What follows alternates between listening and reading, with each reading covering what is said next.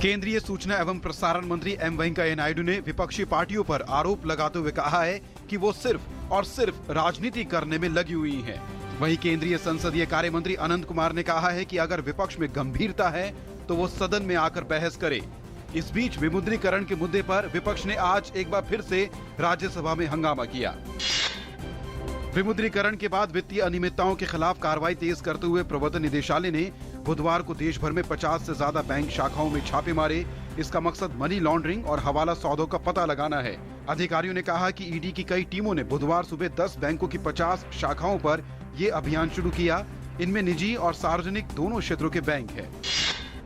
सरकार द्वारा जनधन खातों के दुरुपयोग के प्रति आगाह किए जाने के बाद इन बैंक खातों में जमा होने वाली राशि के प्रवाह में अच्छी खासी कमी आई है। सरकार ने जनधन खाता धारकों को चेतावनी दी थी कि वो अपने खातों का दुरुपयोग काले धन को वैध बनाने के लिए नहीं करे। विमुद्रीकरण के बाद इन खातों में जमा राशि में अचानक उछाल देखने को मिला था। विमुद्रीकरण के बाद से देश भर में कई सब्जियों के दामों में 50% तक की गिरावट देखने को मिल रही है। एक दशक के बाद सब्जियों की कीमतों में रिकॉर्ड गिरावट देखी गई है। दिल्ली में खुदरा बाजार में टमाटर जहां 15 रुपए प्रति किलोग्राम की दर से बिक रहे हैं, वहीं आलू 10 रुपए और प्याज 14 रुपए प्रति किलोग्राम है।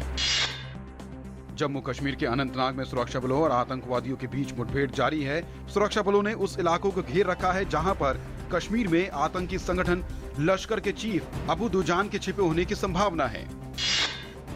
केंद्रीय मंत्रिमंडल ने तैयार कपड़ों के क्षेत्र में रोजगार के अवसर पैदा करने और निर्यात बढ़ाने से संबंधित सुझावों को मंजूरी दे दी है। सिले सिलाए वस्त्रों के लिए मंजूर लगभग 6,000 करोड़ रुपयों के बजट के भीतर ही अनेक उपायों को समयबद्ध ढंग से पूरा करने की मंजूरी दी गई है।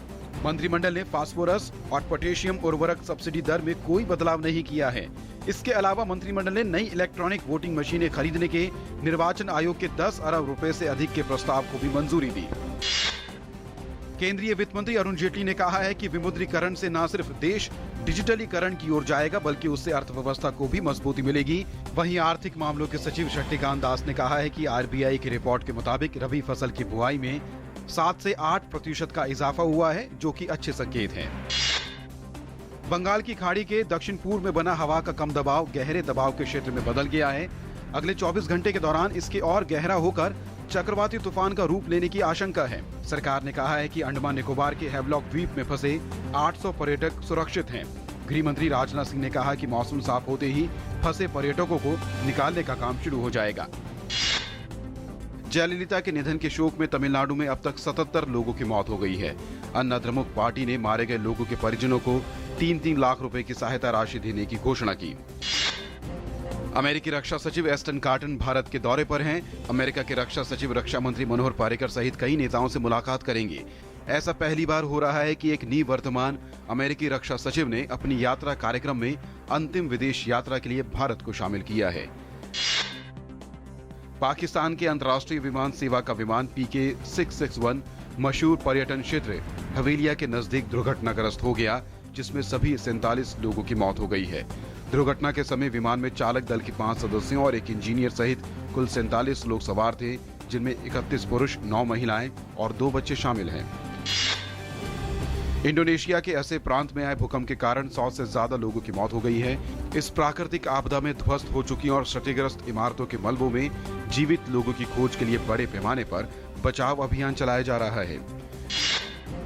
इराक में सीरियाई सीमा के नजदीक इस्लामिक स्टेट के नियंत्रण वाले पश्चिमी शहर अल कैम में हुए हवाई हमले में कई नागरिकों के मारे जाने और घायल होने की खबर है।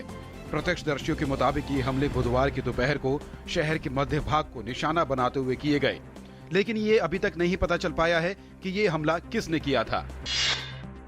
आज से दुनिया भर की टीमें नवाबों के शहर लखनऊ में जूनियर हॉकी विश्व कप का खिताब अपने नाम करने के इरादे से मैदान पर होंगी। भारत को मिलाकर इस प्रतियोगिता में विश्व की 16 टीमें हिस्सा ले रही हैं। 8 से 18 दिसंबर तक चलने वाली इस प्रतियोगिता में भारत अपना पहला मैच कनाडा के खिलाफ खेलेगा। भारत इंग्लैंड के बीच 5 मैचों की टेस्ट श्रृंखला का चौथा मैच आज से मुंबई के वानखेड़े स्टेडियम में खेला जा रहा है।